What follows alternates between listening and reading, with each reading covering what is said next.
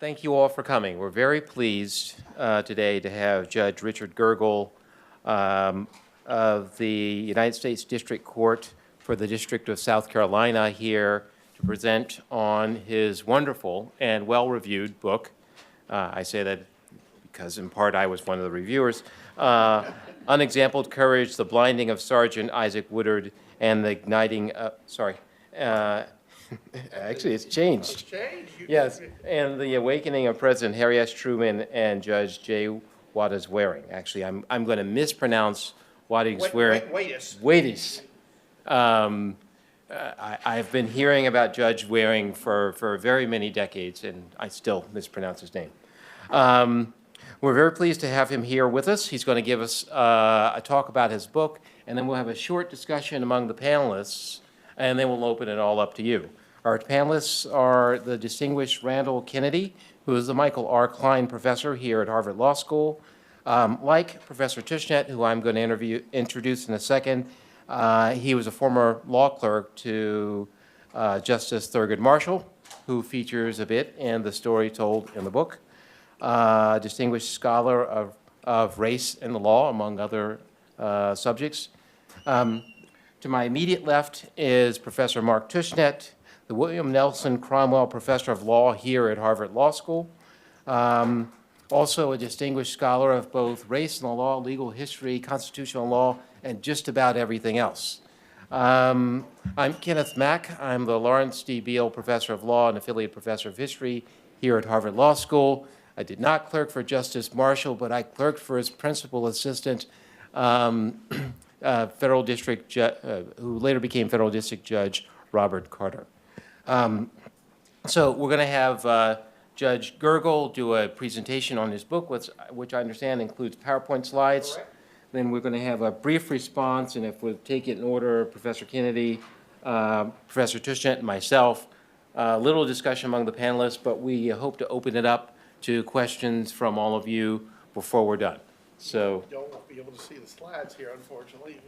yeah, I may turn around so I can do this.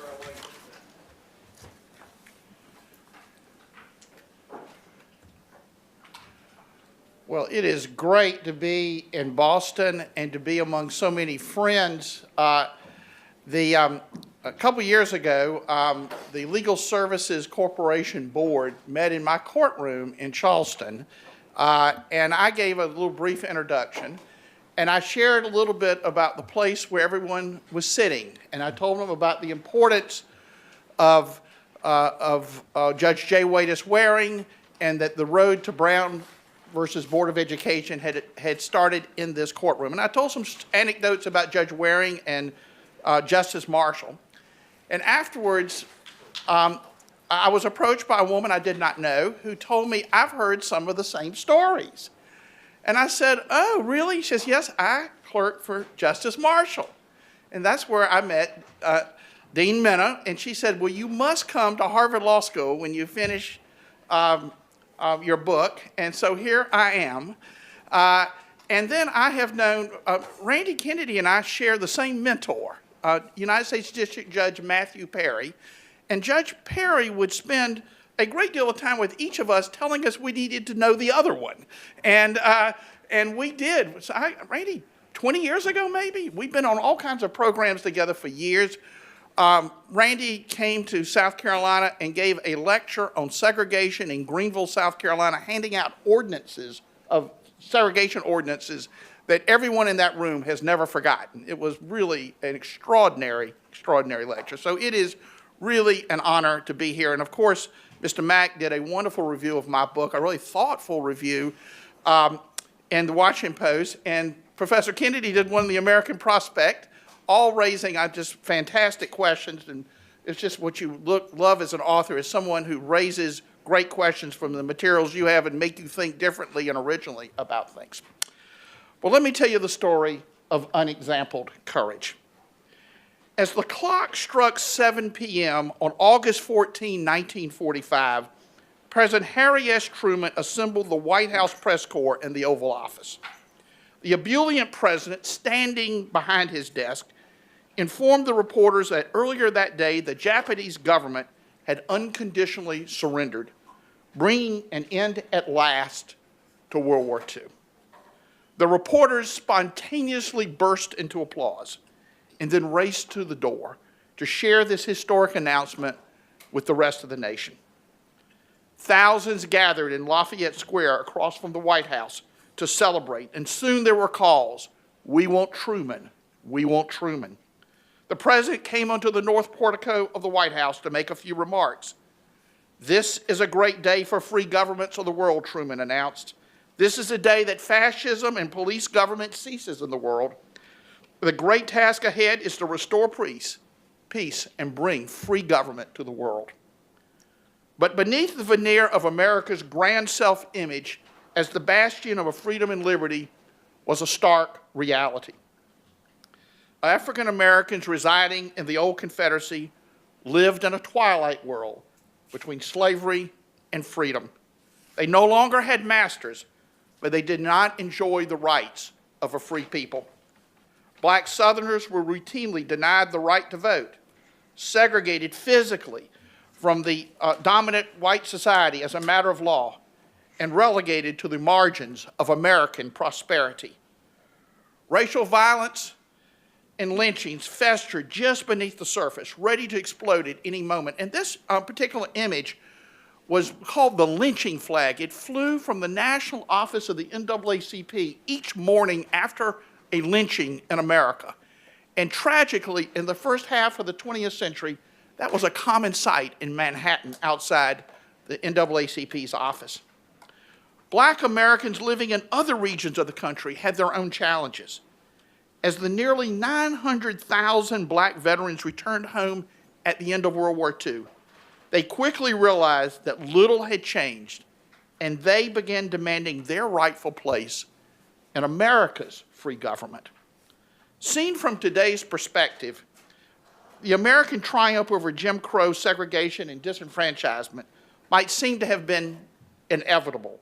The collapse of morally indefensible practices wholly inconsistent with the United States Constitution. But in 1945, with black Southerners almost entirely disenfranchised, white-dominated Southern state governments resolutely committed to the racial status quo, and the federal government largely a passive bystander, there was no obvious path to resolving this great American dilemma. Something had to be done, but what and by whom?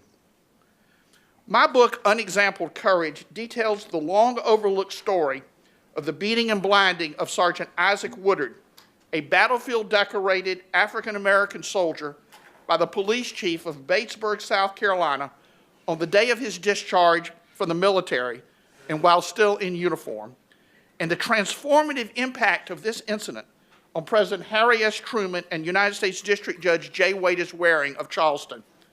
Horrified and inspired by the injustice of this brutal event, President Truman would launch a civil rights program culminating in the ending of segregation in the armed forces of the United States. And Judge Waring would issue landmark civil rights decisions, including his great 1951 dissent in Briggs versus Elliott that would become the model for Brown versus Board of Education just 3 years later.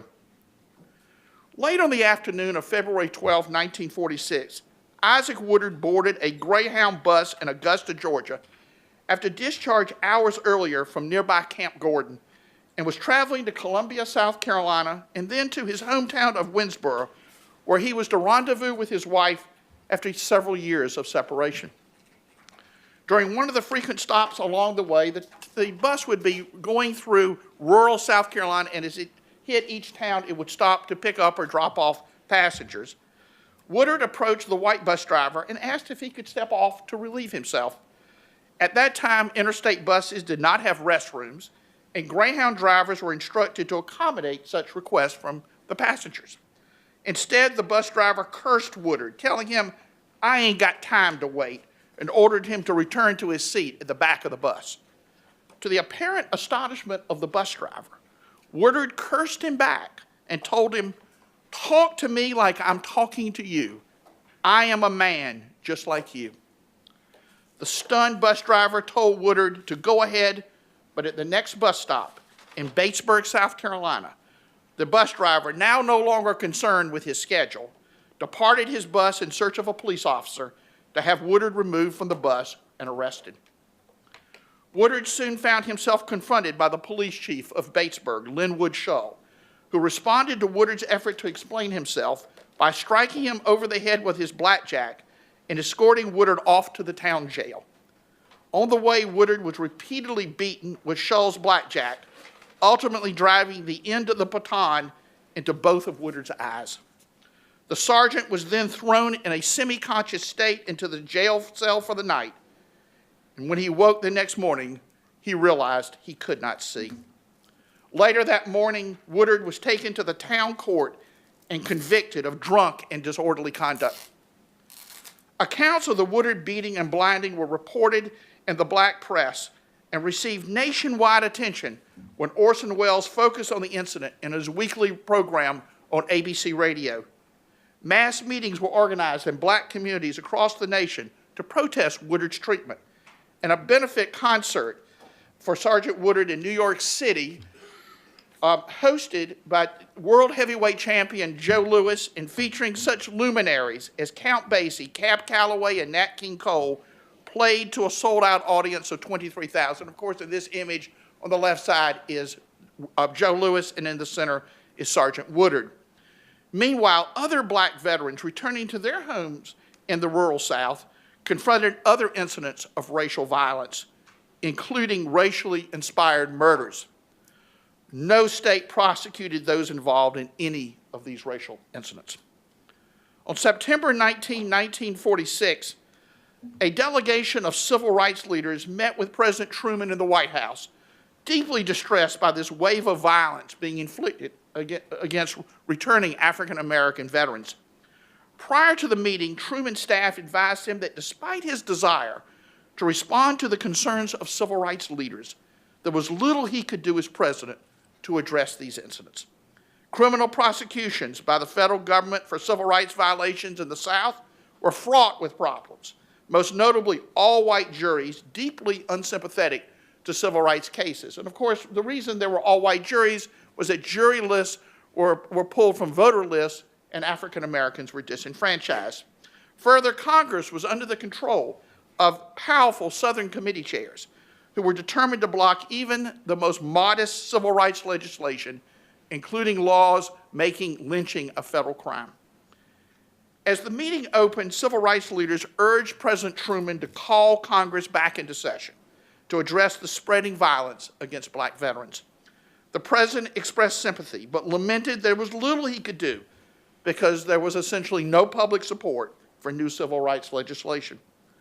Leading the group was Walter White, the executive secretary of the NAACP, and in this image, he is to the right of President, to the right side in our image, looking at it, to President Truman.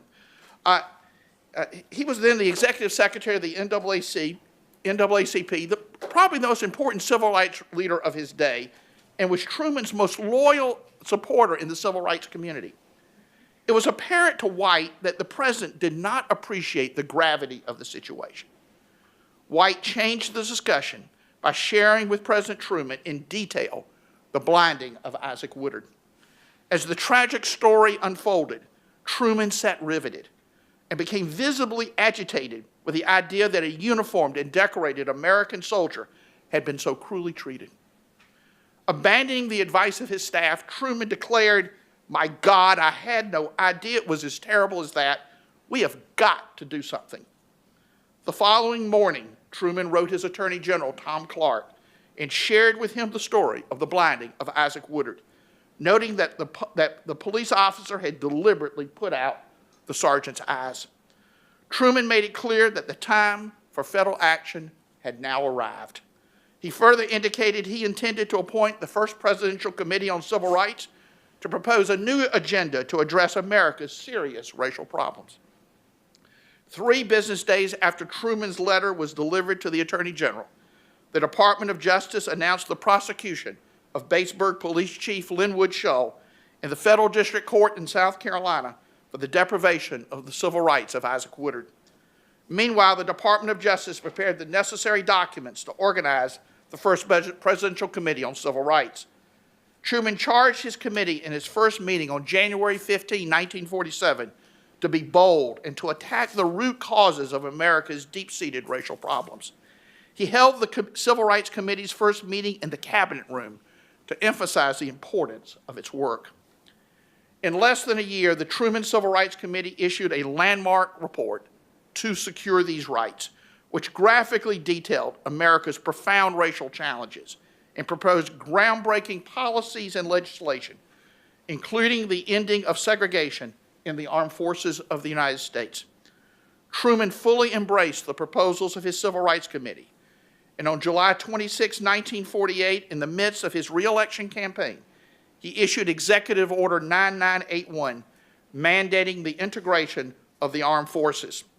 The successful desegregation of the military marked the beginning of the end of Jim Crow in America. And my son, in looking at this particular image, pointed out, he says, "Dad, that's an interesting headline, but look at the one on the lower right. Posse bent on lynching searches woods for prey." And my response was, "Son, that was America in 1947. The Justice Department's efforts to prosecute Linwood Shull in the Federal District Court in Columbia, South Carolina, produced in the short term a predictable result. An all-white jury acquitted the police chief after only 28 minutes of deliberations. The case was tried before United States District Judge J. Waties Waring, a Charleston patrician whose father was a Confederate veteran and multiple generations of ancestors were slaveholders.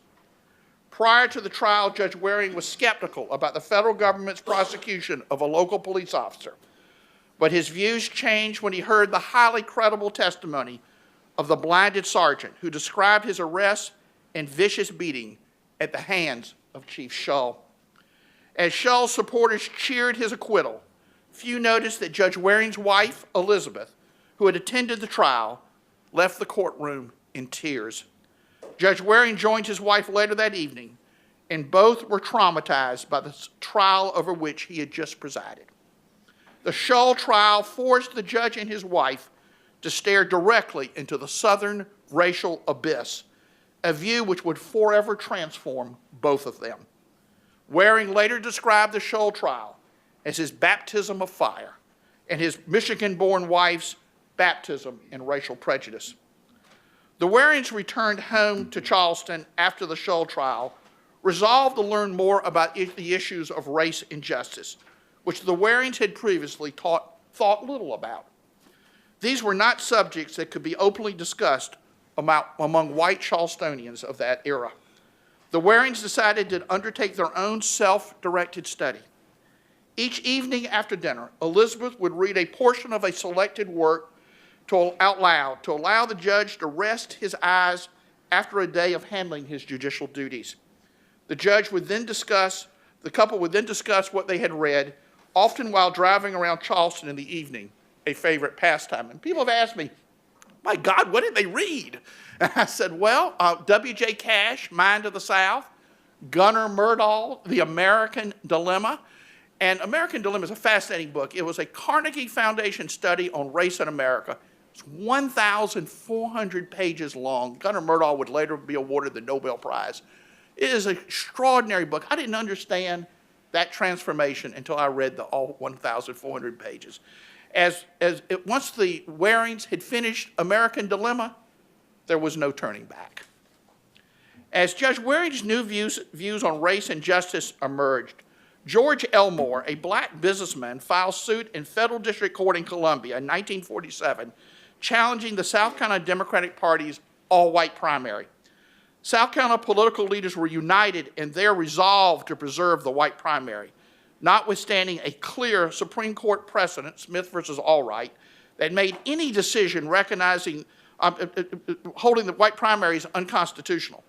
Judge Waring understood that any decision recognizing the right of minority citizens to vote would produce an intensely hostile and possibly violent public reaction.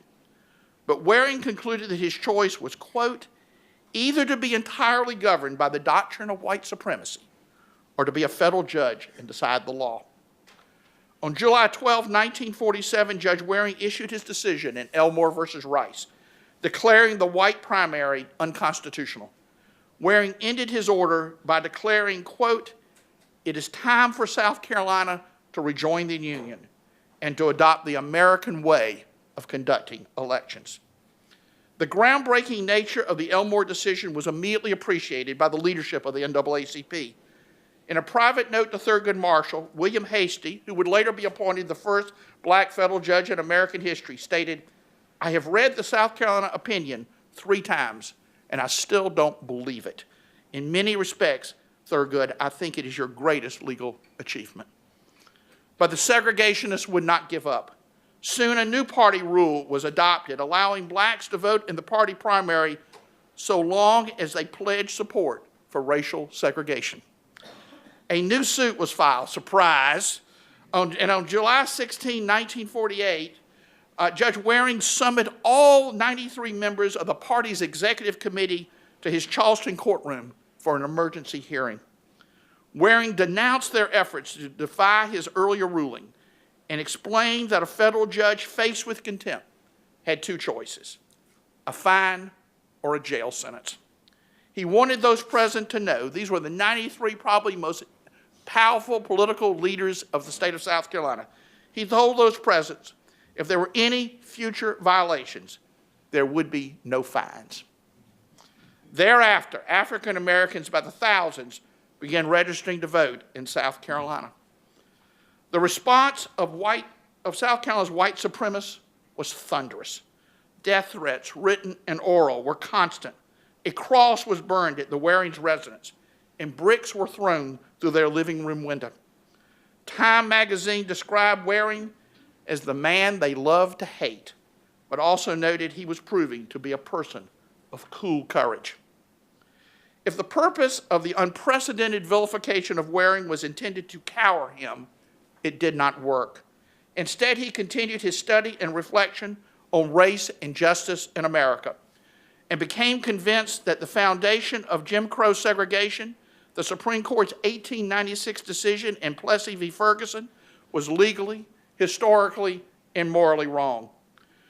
Waring, then approaching 70 years of age and likely retirement, resolved to play a role in overturning the separate but equal doctrine. Waring developed a plan to place a school desegregation case onto the docket of the United States Supreme Court, firmly convinced that a majority of justices would overturn Plessy if they directly confronted the issue. He noted on his trial docket a case from Clarendon County, South Carolina, Briggs v. Elliott, which sought to equalize the facilities in the district's profoundly unequal black and white schools, a classic Plessy v. Ferguson claim. When the plaintiff's attorney, Thurgood Marshall, appeared at the Charleston courthouse, and by the way, this is an image of Justice Marshall coming off the train in Charleston to try Briggs versus Elliott, it was taken by a then 14-year-old young man who would become the greatest documenter of South Carolina civil rights movement, Cecil Williams. He was 14, he was a little camera bug, and a family friend drove him from Orangeburg to Charleston train station to see the great Thurgood Marshall. He had one flash left in his camera, and he got that picture of Thurgood Marshall coming off the train. Marshall would later tell him it was his favorite picture of himself. When the plaintiff's attorney, Thurgood Marshall, appeared at the Charleston courthouse on November 17, 1950, for a pretrial conference for his case to begin in just a few days, he was advised the judge wanted to see him privately. I am sure he thought, what have I done, right? And after being ushered into the judge's office and the door closed behind him, Waring told Marshall he did not want to try another separate but equal case. Bring me a frontal attack on segregation. Marshall responded pretty coolly to this rather extraordinary confrontation. Judge, this is on our agenda. It's just not tonight. We don't think this is the case. We don't think this is the time. Waring was unpersuaded, telling Marshall, Thurgood, this is the case. This is the time. Marshall urged the judge to think practically, noting that any decision by him overturning Plessy would be reversed by the Fourth Circuit Court of Appeals. Waring explains that since the challenge to public school segregation contested the constitutionality of a state law, he would request the appointment of a 3-judge panel in which he would sit. Marshall responded the plaintiffs would then lose 2-1. Waring agreed, but noted that any appeal from a 3-judge panel went directly to the United States Supreme Court, and that's where you want to be. Waring's plan was bold, even brilliant, but conflicted with the highly successful litigation strategy of the NAACP that carefully built one legal precedent on top of another, never trying to get ahead of the United States Supreme Court. A few minutes after this dramatic encounter, Waring convened the pretrial conference in Briggs and publicly pressed Marshall on whether he was prepared to challenge the constitutionality of public school segregation. Marshall stated that he was and agreed to dismiss his pending suit and refile Briggs versus Elliott as the first frontal attack on public school segregation in American history. Although Marshall agreed to dismiss his original complaint and file a new suit, he had needed to obtain the consent of his clients to this change in legal strategy. Marshall had real concern about the safety of his clients if they took such a bold step in their rural and impoverished community, and he sent his top assistant, Bob Carter, to Somerton to discuss this change in legal strategy. I don't know, Mr. Mack, you ever talked to Judge Carter about this trip. He described it to me. It was quite a trip. Judge Carter told the large crowd assembled at St. Mark's Church in Somerton that those agreeing to join the new suit could expect to lose their jobs and suffer other forms of retaliation, perhaps even violent retaliation. He told them that there was no shame or embarrassment if any plaintiffs felt they could not participate further, but that the NAACP felt the time had come to confront segregation head on. An elderly gentleman at the back of the church rose and stated, quote, "We were wondering how long it would take you lawyers to figure this out," end quote. With only 2 exceptions, all of the original Briggs plaintiffs chose to join the new suit. The newly filed Briggs case was tried in the Charleston Federal Courthouse in May 1951 before the 3-judge panel that included Judge Waring. In prior years, civil rights cases in the South were sparsely attended by members of the black community, lest they be identified as members of the NAACP or challengers to the racial status quo. But on the morning of May 28, 1951, as the sun rose in Charleston, African Americans lined up at the federal courthouse and down Broad Street as far as the eye could see, hoping to observe what many thought might be the most important case in American history. Judge Waring observed the massive crowd from his office window, later describing the scene as a breath of freedom. And my dear friend Jonathan Green, a great South Carolina artist, has painted this picture called Breath of Freedom, depicting the opening day of the trial of Briggs versus Elliott. And if you notice in the window, Judge Waring is standing out in the window looking out to the crowd. And I will tell you, in a conversation with Judge Carter, he told me that as they were walking in that day and they were walking through this massive crowd, he says, Thurgood and I had never had a crowd like this at a trial. And we're walking through, and he says that Marshall turned to him and said, "Bob, it's all over." He says, "Thurgood, what are you talking about?" And he said, "They're not scared anymore." Those in attendance in the courtroom were not disappointed by the performance of Thurgood Marshall and his trial team. The trial included the testimony of Dr. Kenneth Clark, a social psychologist who had done groundbreaking research on the effects of segregation on black children using black and white dolls. The crowd was also entertained by Marshall's devastating cross-examination of the state's key witness, whose last name, ironically, was Crow.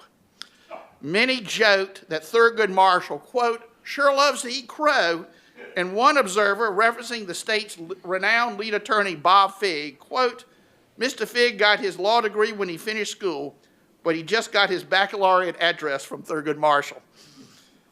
As Waring predicted, the majority of the panel ruled that South Carolina's law mandating segregated schools were unlawful under the Plessy Doctrine, but Waring were lawful under the Plessy Doctrine. But Waring, fully aware he was writing a dissent for the ages, wrote an elegant and brilliant attack on the foundations of segregation in America. He concluded by finding, quote, "segregation and education can never produce equality, and it is an evil that must be eradicated. Segregation in education adopted and practiced in the state of South Carolina must go and go now. Segregation is per se inequality, written in June 1951. Waring also praised the Briggs plaintiffs, who he was fully aware had suffered severe retaliation for participating in the case, noting that, quote, they have shown unexampled courage in bringing and presenting this cause in the face of the long-established and age-old way of life which the state of South Carolina has adopted and practiced and lived in since and as a result of the institution of human slavery. Waring's dissent was the first challenge to public school segregation by a federal judge since the Plessy decision 55 years earlier.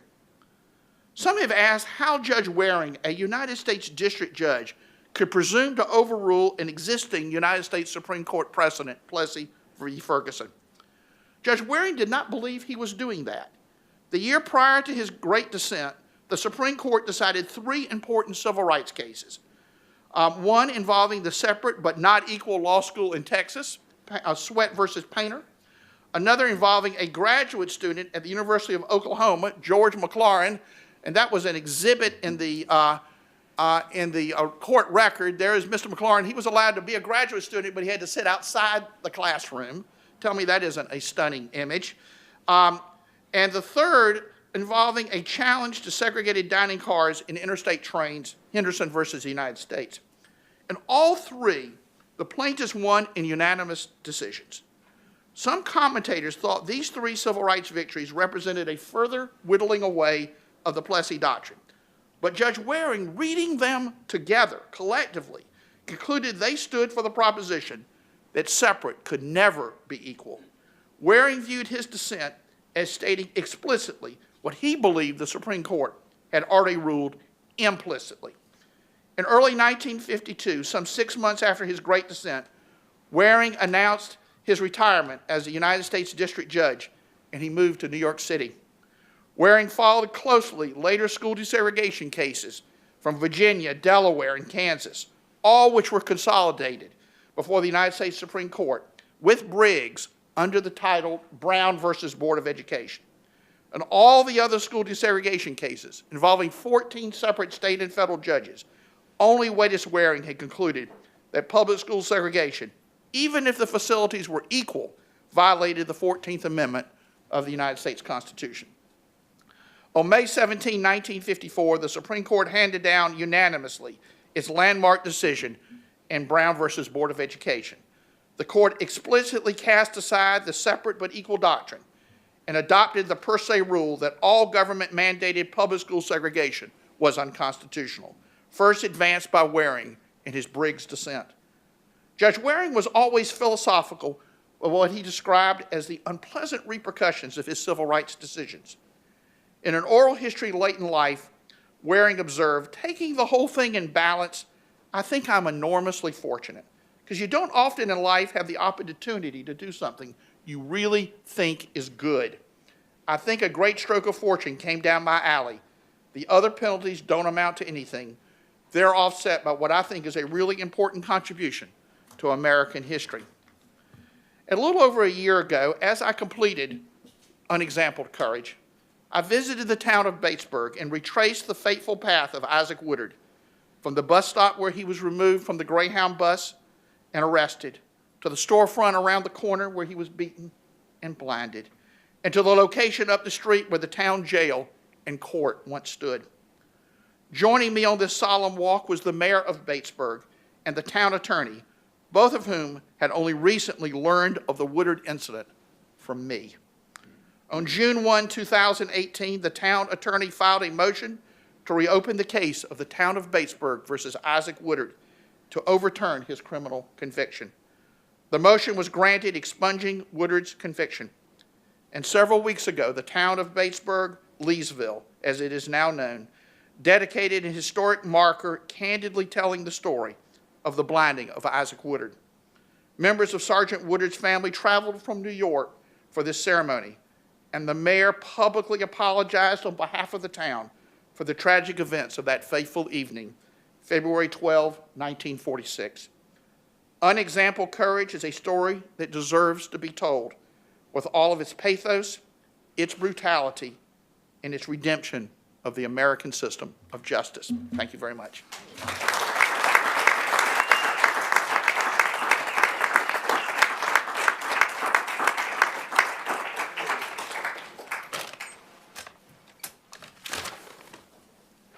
Okay, we're going to have brief responses, first by my colleague Randall Kennedy. Just three brief points. First, this is a wonderful book. The presentation was wonderful, instructive, inspiring. It definitely deserves a wide audience, and I hope you get it.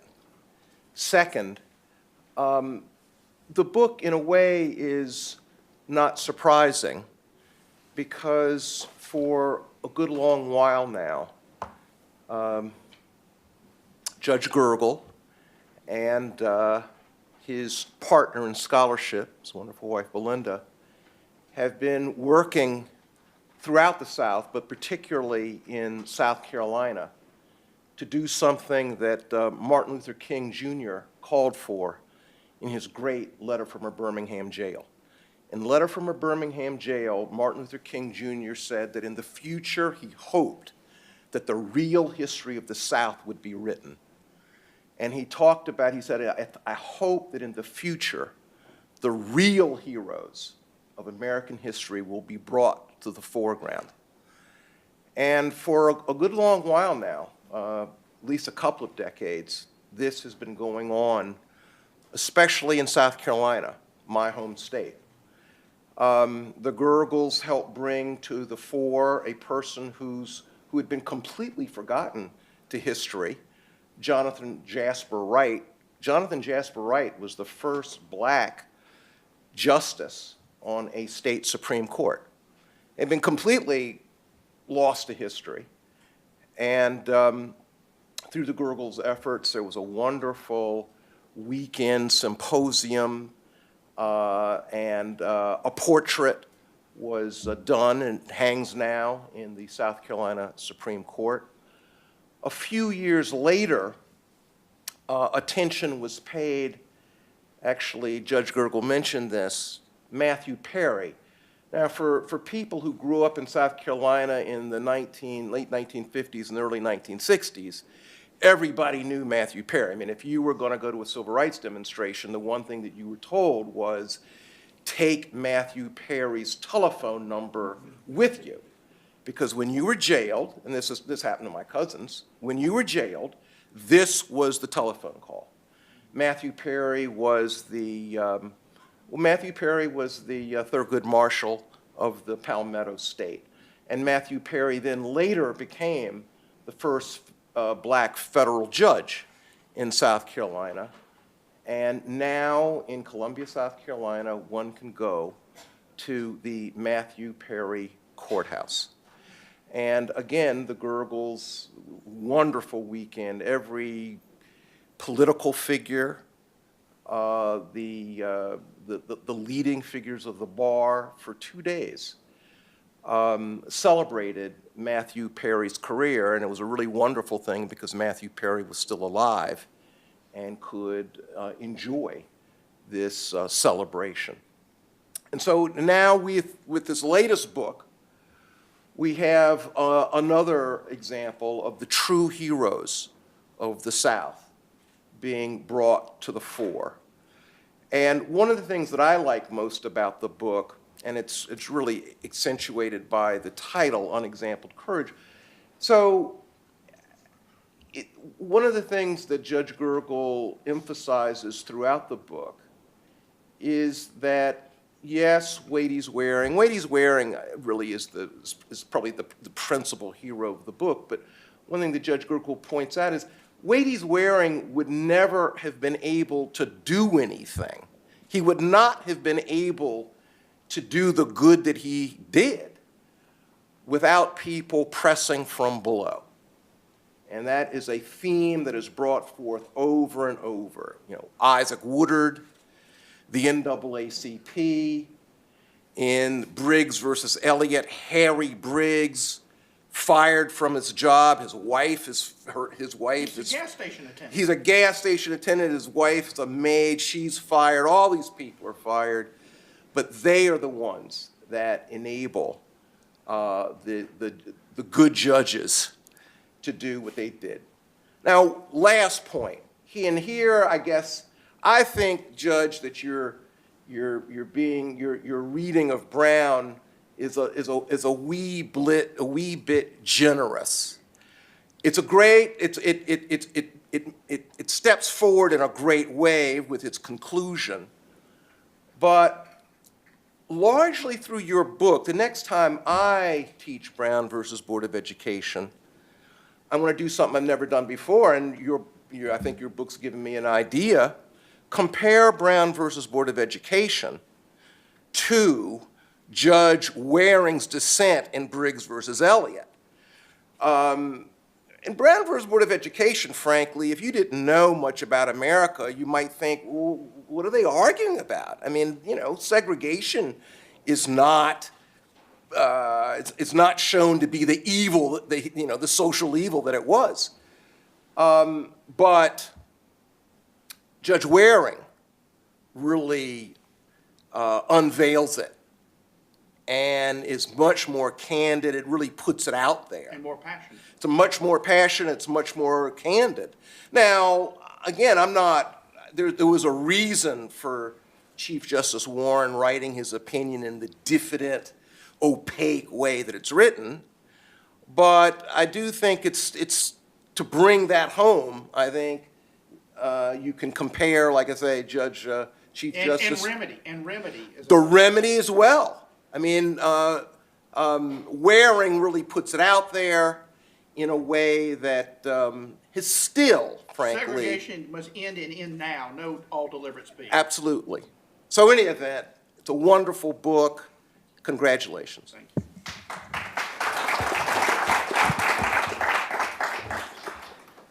So thank you for a terrific talking book. First of all, I have to apologize. I have to leave before the event is over because I have to teach at 1 o'clock. Second, if I had more time, I would spend a little on what I think of as the peculiarities of Charleston's white elite and how that played into the transformation of Judge Waring. The book describes his marriage, his remarriage, and the effect of the remarriage, not just of his wife on him, but on their place in Charleston. And I think that had, as I understand it, had some significant effect on sort of the way he thought about the world. He was no longer deeply embedded in the Charleston. He was an outsider. He had become an outsider, but he'd become an outsider because of his marriage or divorce and remarriage, not because of anything that had to do with. Okay, but what I want to focus on is Isaac Woodard as exemplary. So in World War I, Randolph Byrne, an anti-war liberal, wrote, "War is the health of the state." And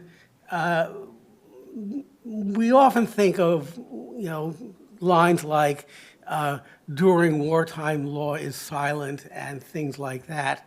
But one of the things that came out of World War II and the experience of black soldiers and sailors was an enhanced confidence in their understanding of their place as citizens of the United States. So what happened to Woodard, as Judge Gergel mentioned, happened to lots of returning black veterans. In Tennessee, returning black veteran took his mother's radio to a repair shop to be repaired, and he wasn't treated well, and there was a civic disturbance that ultimately led to a large number of trials of blacks, and Marshall went to represent them, and I won't go into the details of it. Marshall almost got lynched himself as part of this story. So the effect of the war, the NAACP had a slogan, double V for victory, victory abroad and victory at home. The effect of the war was to not, was also, the effect of the war was the Japanese internment, but also phrasing this is quite difficult, not the empowerment of Black veterans, but the increasing confidence that Black veterans had and consciousness of themselves as people who had done what citizens were supposed to do, which is defend the country. And they came back and said, I have behaved like a citizen, now treat me like one. And that happened all over the country, all over the South, and had a significant effect, I think, on the renewal or the increased force of the civil rights movement from below. And so I started with Byrne and War is the Health of the State as an anti-war person, and yet there is something about civic participation in war that has important implications for expansions of understandings of what citizenship is. And sort of my footnote on this, and I'll end on this, is remember last election cycle, all the women veterans who were running on the ground, not on the ground, but in part because they had served the country in war and now wanted to continue their service as elected representatives. I'd also like to thank Judge Gergel for a wonderful book, as I said in my Washington Post review.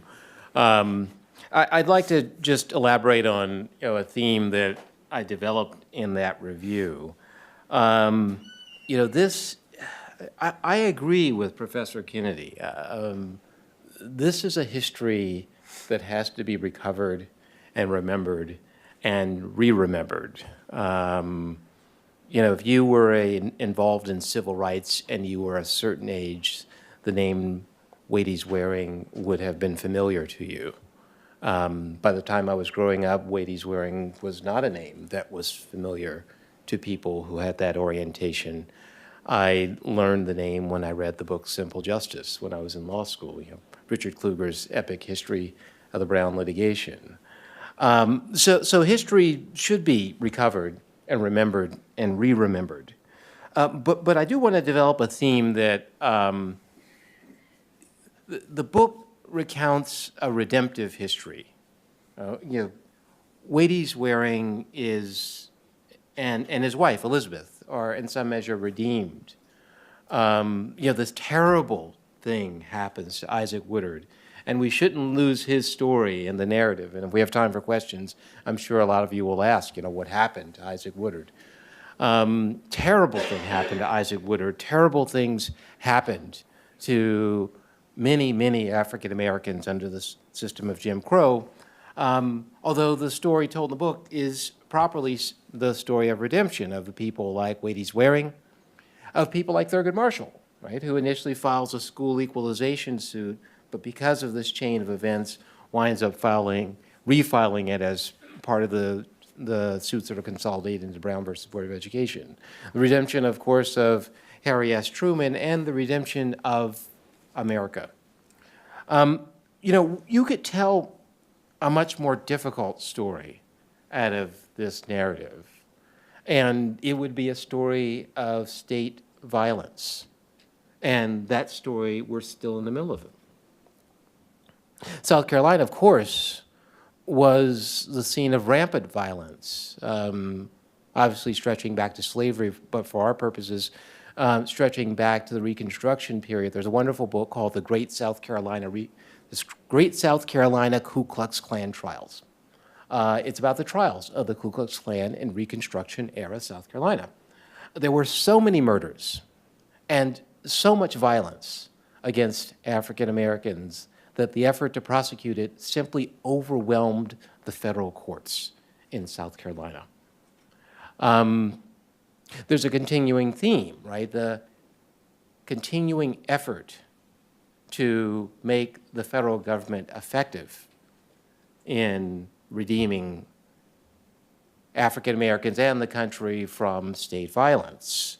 When I call it state violence, these are not private actors. You know, the local governments and the state level governments deeply implicated in it. And if I wanted to tell the longer story, I would tell it through the stories of people like Pitchfork Ben Tillman, famous South Carolina politician in the early 20th century who made his career as a populist. But to be a populist in South Carolina was to be violently anti-black, as Pitchfork Ben Tillman was. I would tell it through the stories of people like Strom Thurmond, longtime South Carolina senator who just passed away a few years ago. Strom Thurmond, of course, becomes a national figure because of he's the Dixiecrat candidate for president in 1948.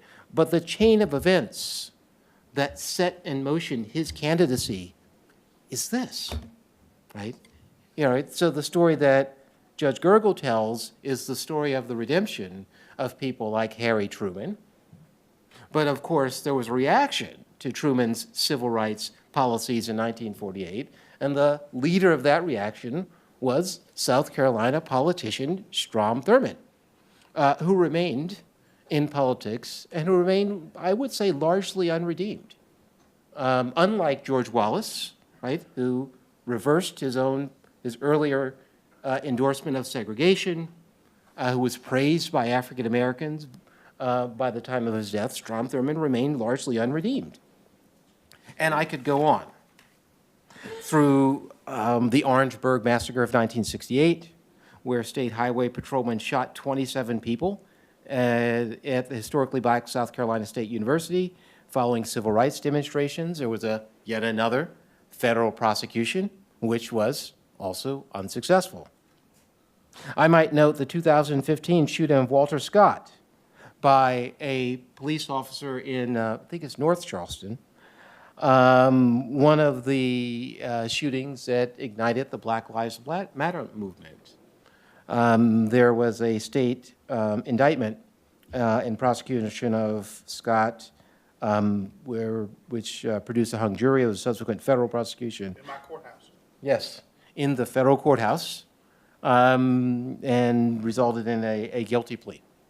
So there is this continuing story of violence and violent resistance to black equality. And South Carolina as the center, not the center, a center of the story. And I would say that story,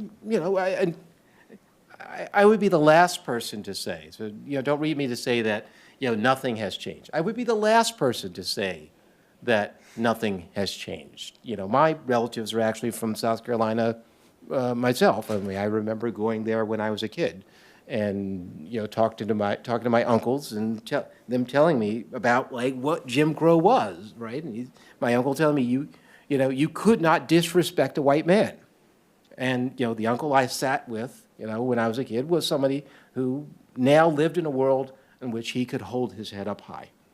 So we do live in a radically different world than that world. But there are also themes But that... the world is not dead yet. Yes, there are themes that persist. And, I'd like to think that we are in... The theme should be redemption in some measure, but of course there are other more challenging themes, and I think the story of which theme is the longer-term one, or the one we should emphasize, remains unresolved. Well, I will mention this, I told Mr. Mack this, is that last night I was in a program with Chief Justice Ralph Gants of the Massachusetts Supreme Court. And he came across very similar to what you just said, Mr. Mack. He said that what we were looking at was state-sponsored terrorism. Mm-hmm. And he and I then engaged in this discussion about what this meant. And it wasn't just that in many of these horrible incidents in the 40s and 50s, and earlier, law enforcement officers were often either acquiescent or complicitous, but then there were not prosecutions, which is a form of acquiescence itself to that violence. And Mr. Mack and I have had an email exchange. We've been talking ever since the review, which he raised this issue.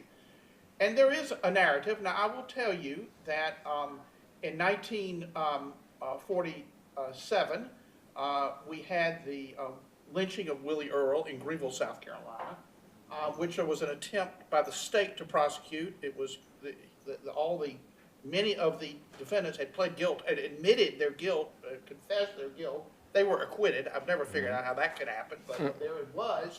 And then contrast that to the shooting of Walter Scott. And the reason he pled guilty before my colleague David Norton was that he was going to be found guilty. The FBI had done a great investigation. There was no question he was going to be convicted, and he pled in the face of near certainty. He didn't want to get a life sentence. So there is a difference. I mean, both of them involved state violence by law enforcement officers, but there is a difference. But for those who say that world is gone forever, that simply isn't true. It isn't.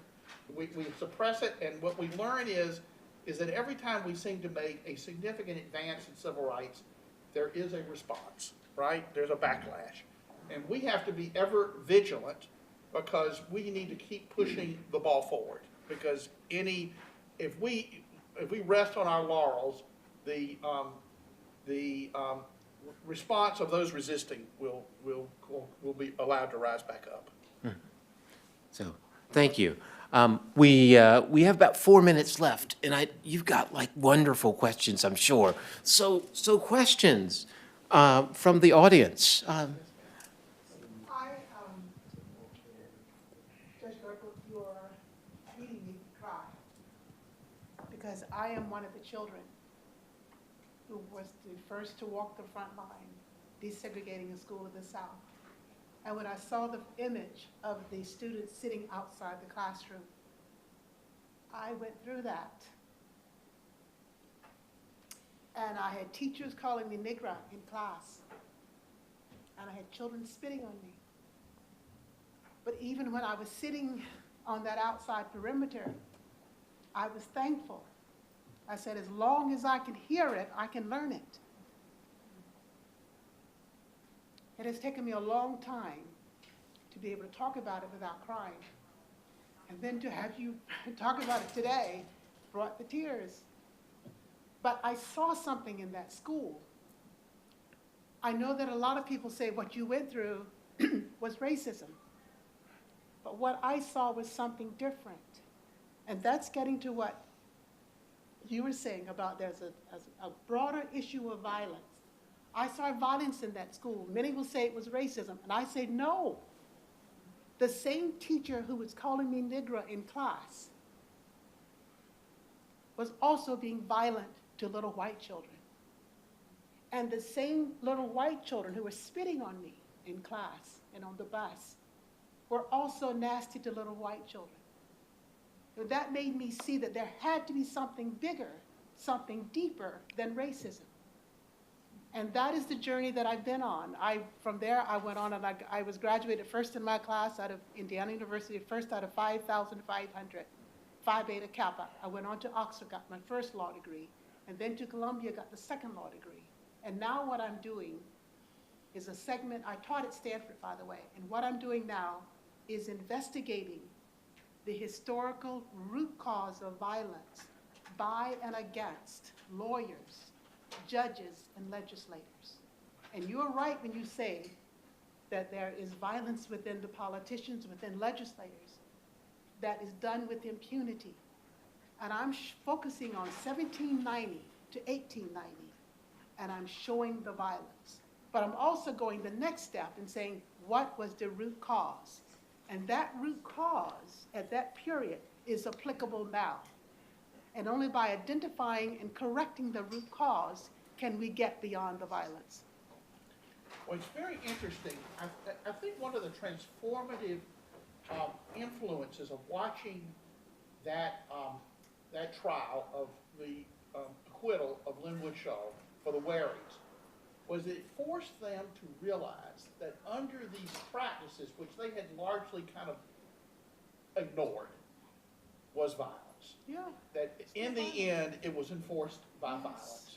And that was the most horrifying thing to them, that that this was an evil institution, and that violence lay right at a spark. The incident referred to in Columbia, Tennessee, where the Navy SEAL is there's intent to lynch him because he challenges the treatment of his mother. All these instances where their violence was just around the corner, and that's why I thought it was important to remind people of that lynching flag. That was not, a happy day. One day it was out. It was out constantly because underlying Jim Crow was extreme violence. That's how it was enforced. So we are actually at 1 o'clock, and I know a lot of people have to go. But two things we should note before we thank Judge Gergel. He's going to be signing books right outside. So I know a lot of you probably have more questions for him, things you want to talk about with him. So he's going to be here for a bit. And second, thank Judge Gergel, our panelists, Professor Tushnet, unfortunately, I had to leave because he's teaching class right now. And thank you all for coming.